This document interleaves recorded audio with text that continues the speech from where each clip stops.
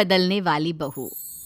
सुजाता अपने बेटे की शादी की चिंता में एक मंदिर में जाती है और वहां जाकर पंडित जी से अपनी चिंता बताती है। पंडित जी, मेरे बेटे के लिए एक अच्छी लड़की मिल जाए, फिर मेरी जिंदगी सफल हो जाएगी। मुझे उसकी बहुत फिक्र लगी रहती है। इतने में ही उषा मंदिर में आती है। लंबे घने बाल, बड़ी बड़ी आंखें, माथे पर दुपट्टा डाले भगवान से प्रार्थना करती है। सुजाता उसे देखती ही रह जाती है। ये देखकर पंडित जी कहते हैं, अरे लीजिए, भगवान ने आपकी सुन ली। अब आपकी सारी चिंताएं दूर हो जाएगी। यह लड़की इस मंदिर में रोज आती है। अच्छा, आज ही मैं इसके घर जाकर इसका हाथ मांग लेती हूँ। सुजाता पंडित जी के साथ उषा के घर जाती है और विशाल और उषा का रिश्ता तय हो जाता है। उनकी शादी हो जाती है। सब कुछ बहुत मजे में चल रहा होता है। उषा की छवि एक आदर्श बहू के रूप में सबके सामने रहती है। सुबह जल्दी उठकर वो घर के सारे कामकाज निपटाकर मंदिर चली जाती और पूरा दिन साड़ी में एक बहुत अच्छी बहू की तरह बिताती। ये सब देखकर पड़ोस की औरतें सुजाता से जलने लगती है। ये सुजाता की किस्मत तो देखो, लगता है पिछले जन्म में इसने सोना दान किया होगा। एक हमारी किस्मत है, लगता है किसी को कोयला दिया होगा। हमारी बहुओं की जबान के आगे कैंची की धार भी कम पड़ती है। सुजाता दुनिया भर में उषा की तारीफ करती नहीं थकती और पहले से और भी ज्यादा इतरा कर चलने लगती है। एक रोज सुजाता अपनी पड़ोसन संगीता के यहाँ जाती है और उसकी बहू को देखकर कहती है, ये तेरी बहू कैसी है, ना रूप की ना रंग की, फिर भी कोई काम नहीं करती। और एक मेरी बहू है जो इतनी सुंदर है कि सुंदर सा चांद भी उसके आगे फीका पड़ जाए, और काम तो हवा की तरह करती है।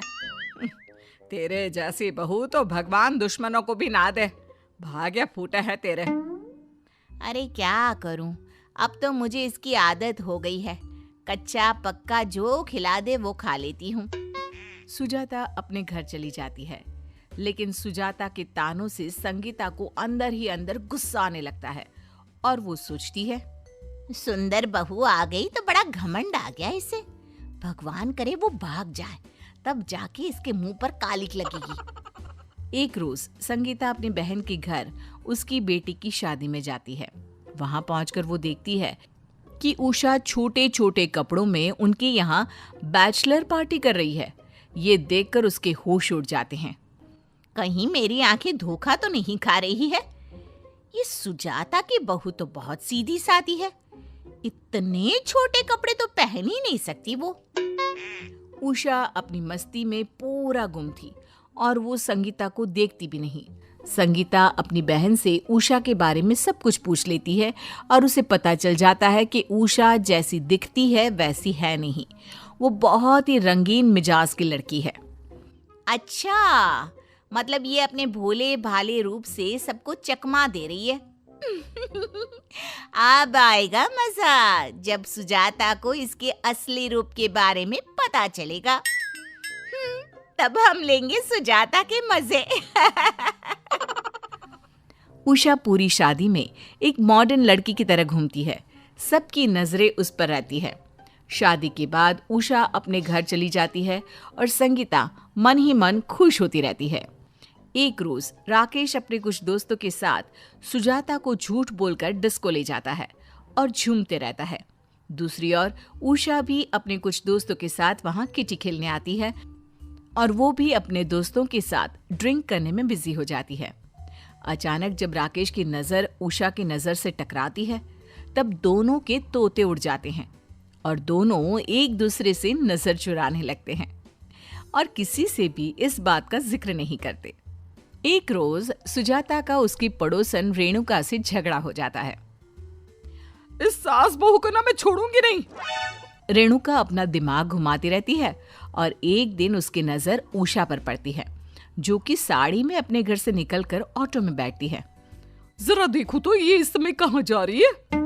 रेणुका उषा का पीछा करती है और देखती है कि उषा एक मॉल में जाकर छोटे कपड़ों में बाहर निकलती है और किसी की गाड़ी में बैठ जाती है। आज लगता है कोई मसाला मिलेगा जिससे मैं इनकी जिंदगी में आग लगा दूंगी। रेणुका उषा का फिर से पीछा करती है और उसकी गाड़ी एक बार में जाकर रुकती है। ये देखकर पड़ोसन हैरान हो जाती है और चुपके से उसका वीडियो बना लेती है और दबे पांव निकल जाती है और घर आकर सुजाता को वो वीडियो दिखा देती है। देख ले अपनी बहू की करतूतें, देखने में ही सीधी लगती है, बस सती सावित्री बनी फिरती है सबके सामने, लेकिन ये इसका असली रूप है। गिरगिट के भी रंग इतने नहीं हैं जितने तेरे बहू के हैं। अरे नहीं नहीं, ऐसा नहीं हो सकता। अच्छा नहीं हो सकता तो खुद ही अगले हफ्ते वहां चल मेरे साथ और उसे रंगे हाथ पकड़ लेना।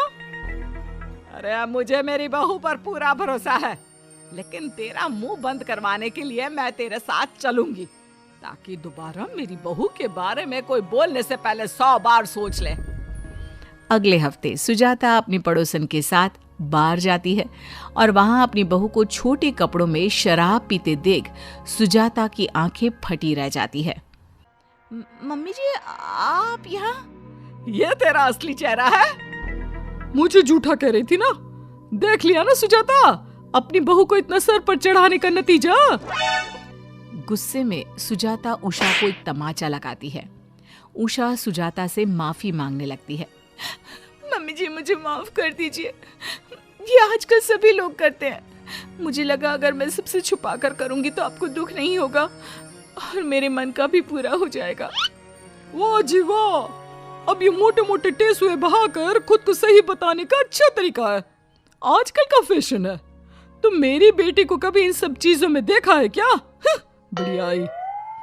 इतने में ही भीड़ में से नशे में धुत पड़ोसन की लड़की उनके सामने आ जाती है।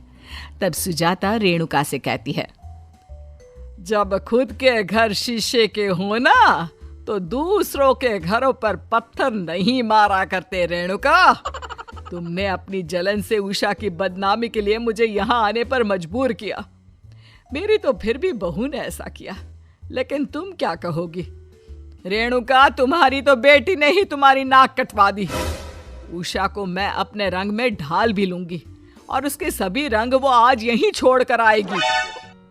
पड़ोसन शर्मिंदा हो जाती है।